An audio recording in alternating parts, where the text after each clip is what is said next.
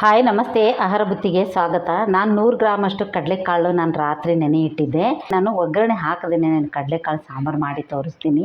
ಒಗ್ಗರಣೆ ಇಲ್ದಂಗೆ ಕಡಲೆಕಾಳು ಸಾಂಬಾರು ಹೇಗೆ ಮಾಡೋದಂತ ನಾವು ನೋಡ್ಕೊಂಬರೋಣ ಬನ್ನಿ.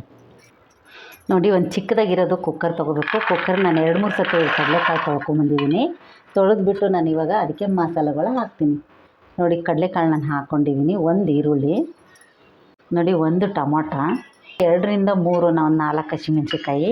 ನೀವು ಖಾರ ಜಾಸ್ತಿ ತಿನ್ನೋರಿದ್ರೆ ನೀವು ಖಾರ ಜಾಸ್ತಿ ಹಾಕ್ಬೋದು. ನೋಡಿ, ಇವಾಗ 1 ಸ್ಪೂನು ಕಾಶ್ಮೀರಿ ಪೌಡ್ರು, 1.5 ಸ್ಪೂನು ಧನಿಯಾ ಪುಡಿ. ಇದು ಉತ್ತರ ಕರ್ನಾಟಕ ಖಾರ. ಇದು ನಾನು 1.5 ಸ್ಪೂನಷ್ಟು ಹಾಕಿದ್ದೀನಿ. 1 ಸ್ಪೂನು ಅರಿಶಿನ ಪುಡಿ ಇವಾಗ ಹಾಕ್ತಾಯಿದ್ದೀನಿ. ನಾವು ರುಚಿಗೆ ತಕ್ಕಷ್ಟು ಉಪ್ಪು ಹಾಕ್ಕೊಳ್ಳೋಣ. ಇವಾಗ ಸ್ವಲ್ಪ ನಾವು ಮೇಲೆ ಇದಕ್ಕೆ ಎಣ್ಣೆ ಹಾಕ್ಕೊಳ್ಳೋಣ. ಎಣ್ಣೆ ಹಾಕ್ಕೊಂಬಿಟ್ಟು ನಾವು ಚೆನ್ನಾಗಿ ಇದನ್ನು ಮಿಕ್ಸ್ ಮಾಡಿಬಿಟ್ಟು ಇವಾಗ ನಾವು ಇದನ್ನು ಬೇಯಕ್ಕಿಡೋಣ. 1-2 ವಿಶಿಲ್ ಹೊಡೆಸಿದ್ರೆ ಸಾಕು, ಸೂಪರಾಗಿರೋ ಸಾಂಬಾರು ರೆಡಿಯಾಗುತ್ತೆ. ಇದು ನೀವು ಸಾಂಬಾರಾದರೂ ಮಾಡ್ಕೋಬೋದು, ಗೊಜ್ಜಾದರೂ ಮಾಡ್ಕೋಬೋದು, ಅಷ್ಟು ಚೆನ್ನಾಗಿರುತ್ತೆ. ಒಗ್ಗರಣೆನೇ ಬೇಡ, ಡೈರೆಕ್ಟಾಗಿ ಹೀಗೆ ನಾವು ಕೂಗಿಸ್ಬಿಟ್ಟು ಇದನ್ನು ಹಾಗೆ ತಿಂದರೆ ತುಂಬ ಚೆನ್ನಾಗಿರುತ್ತೆ ಇದು. ಇವಾಗ ನಾನು 1 ಗ್ಲಾಸಷ್ಟು ನೀರು ಹಾಕ್ತೀನಿ. ನೋಡಿ, ಇದು 1-2 ವಿಶಿಲ್ ನಾವು ಹೊಡೆಸೋಣ.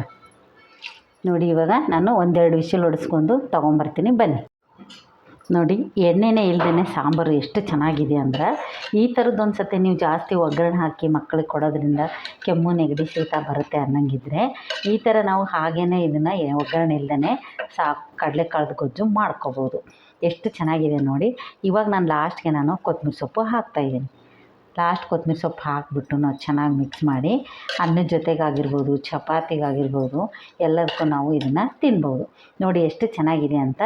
ಈ ಕಡಲೆಕಾಳು ನಾವು ಒಗ್ಗರಣೆ ಇಲ್ಲದೆ ಮಾಡಿರೋದು ನಿಮ್ಗೆ ಇಷ್ಟ ಆದಲ್ಲಿ ಲೈಕ್ ಮಾಡಿ, ಶೇರ್ ಮಾಡಿ, ಸಬ್ಸ್ಕ್ರೈಬ್ ಮಾಡಿ.